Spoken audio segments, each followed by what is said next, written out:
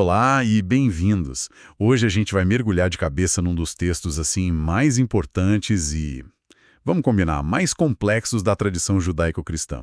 Gênesis capítulo 3. Sem dúvida. A gente tem aqui na nossa frente um estudo teológico bem denso que analisa essa passagem versículo por versículo, e a nossa missão hoje não é só recontar a história de Adão e Eva, que todo mundo conhece por cima. Não, vai muito além disso. É tentar entender o que essa narrativa diz sobre a gente. Ela é quase como uma história de origem para o conflito humano.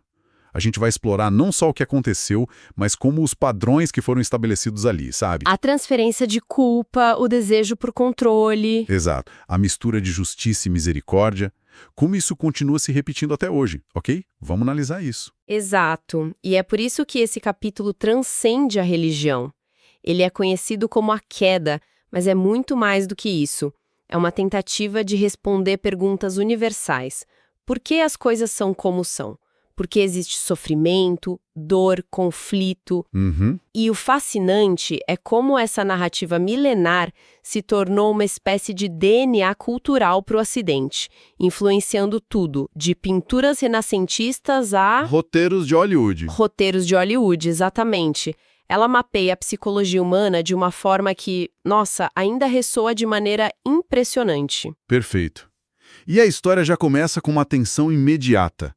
O palco é o Éden, um lugar de harmonia, mas logo no primeiro versículo surge o antagonista, a serpente. Ela é descrita como o mais astuto dos animais. A tradição teológica posterior, claro, vai identificá-la com Satanás.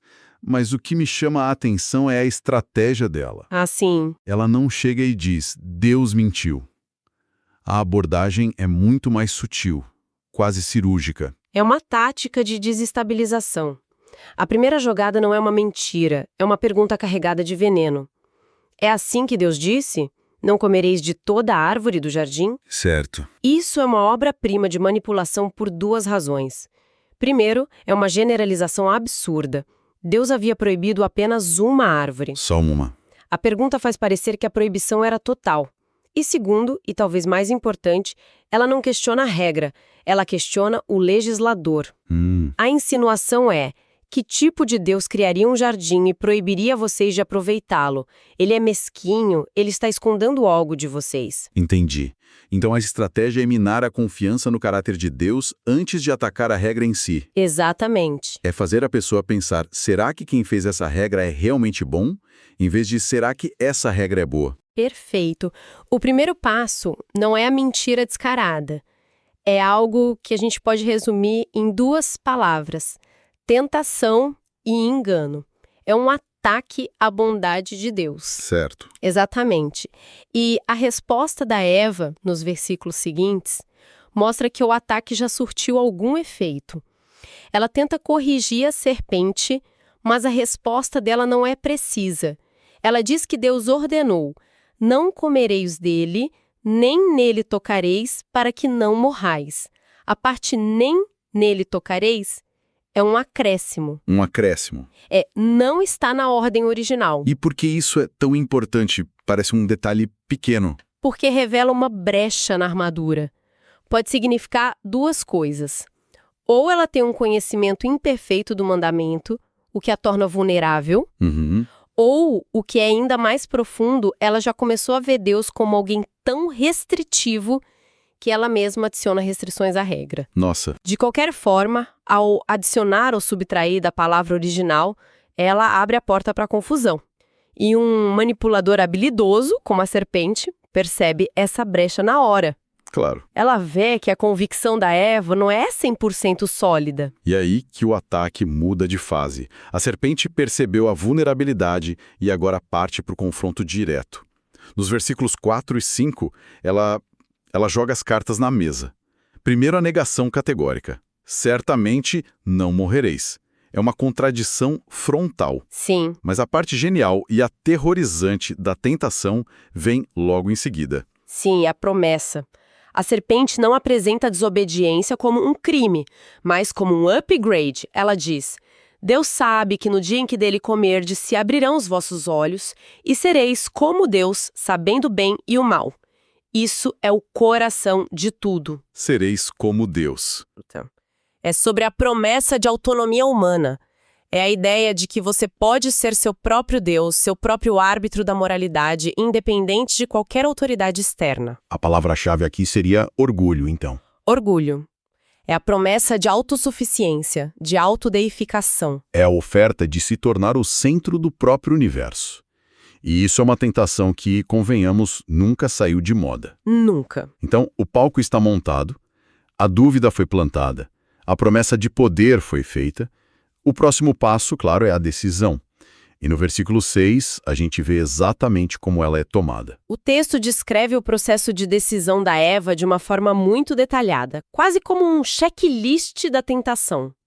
A análise que a gente tem aqui detalha a anatomia dessa tentação em 3 partes. Certo. O visual, o desejo daquilo que se vê, era agradável aos olhos e, por último, O ego. o apelo ao ego, à vaidade, a promessa de se tornar mais sábia, de dar entendimento. O apóstolo João, séculos depois, vai dar nomes técnicos para isso, mas a ideia é essa, uma tentação completa que ataca o ser humano em todas as frentes. E o mais chocante para mim nesse versículo é o finalzinho. E deu também a seu marido, e ele comeu com ela. Sim. A presença de Adão ali, em silêncio, é ensurdecedora. Ele não debate, não argumenta, ele simplesmente aceita. Por que a participação dele é tão crucial aqui? É crucial porque, segundo a narrativa, ele não foi enganado da mesma forma que a Eva. A discussão, o processo de engano aconteceu com ela. Tratado como um acidente infeliz, mas como Uma escolha. uma escolha deliberada. É um ato de vontade. Ele não foi ludibriado pela promessa de se tornar como Deus. Ele ativamente escolheu esse caminho. Talvez por lealdade à esposa, talvez pelo mesmo desejo. Mas foi uma escolha clara. E as consequências, claro, são instantâneas. Sim, e não são nada do que foi prometido. O versículo 7 é brutal. Diz que se abriram os olhos de ambos e conheceram que estavam nus.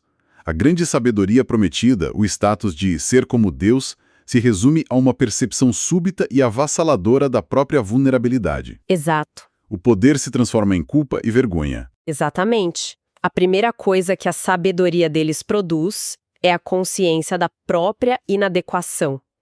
E a reação imediata é tentar resolver o problema por conta própria. Eles costuram folhas de figueira para se cobrir. Ah, sim. Essa imagem é um símbolo poderoso. É a primeira versão do deixa que eu resolvo. É o nosso esforço humano de tentar consertar um problema espiritual profundo com uma solução superficial e improvisada. É como tentar esconder uma crise financeira postando fotos de férias nas redes sociais. Ótima analogia. A aparência de solução não resolve o problema real da culpa e da vergonha. E essa vergonha leva a uma consequência ainda mais profunda, a quebra do relacionamento. No versículo 8, eles ouvem a voz de Deus no jardim e, pela primeira vez, se escondem. O som que antes significava comunhão agora causa medo. A presença que era fonte de alegria agora é fonte de pavor. É a imagem perfeita da separação de Deus. E a pergunta que Deus faz em seguida, onde estás, é uma das mais importantes de toda a Bíblia. Com certeza. Obviamente, um ser onisciente não está perguntando a localização GPS deles. Não é uma pergunta de geografia, é uma pergunta de existência. É um chamado à autoavaliação. Tipo, olha para você. É como dizer, olhe para onde você se meteu. Olhe para o estado em que você se encontra. O que aconteceu com você? É um convite ao arrependimento. Mas a resposta não é arrependimento, né? É o exato oposto. Começa o que a gente pode chamar de o primeiro jogo de empurra-empurra da história. Sim. Adão, quando confrontado, joga a culpa em todo mundo menos nele. Ele diz, a mulher que me deste por companheira, ela me deu da árvore e comi. É uma obra-prima de transferência de responsabilidade. Note que ele não diz apenas a mulher me deu.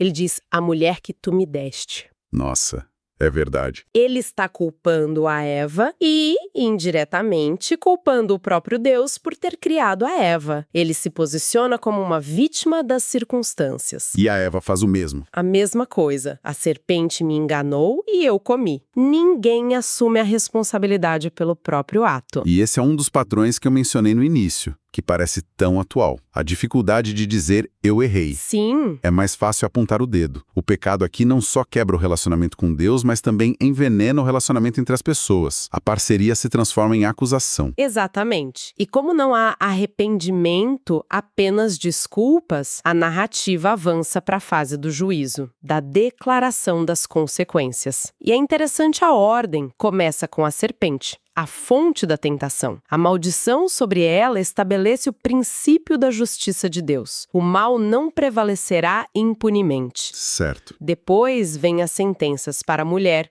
e para o homem. E essas consequências são bem pesadas. Para a mulher, dor no parto e conflito no relacionamento com o marido. Para o homem, o trabalho se torna penoso, a terra se torna resistente. E para ambos, o resultado final, a morte. Tu és pó e ao pó tornarás. Exato. É a introdução da mortalidade na experiência humana. E essas não são maldições arbitrárias, parecem ser as consequências naturais da quebra da ordem original. Isso mesmo. É como se o texto dissesse: vocês quiseram autonomia, então aqui estão os frutos dessa autonomia. O mundo, que antes era um jardim de cooperação, agora se torna um lugar de conflito, dor e esforço. A harmonia foi quebrada em todos os níveis: espiritual, interpessoal e com a própria natureza. Parece um beco sem saída, uma tragédia completa. Parece. Mas é aqui, no meio da escuridão e do juízo, que o texto apresenta uma virada absolutamente inesperada. No versículo 15, certo? Dentro da maldição da serpente tem algo escondido ali. Exatamente. É um dos versículos mais estudados e debatidos da teologia. É conhecido como proto-evangelho, que significa o primeiro evangelho ou a primeira boa notícia. No meio da sentença contra a serpente, Deus diz: porei inimizade entre ti e a mulher, e entre a tua semente e a sua semente.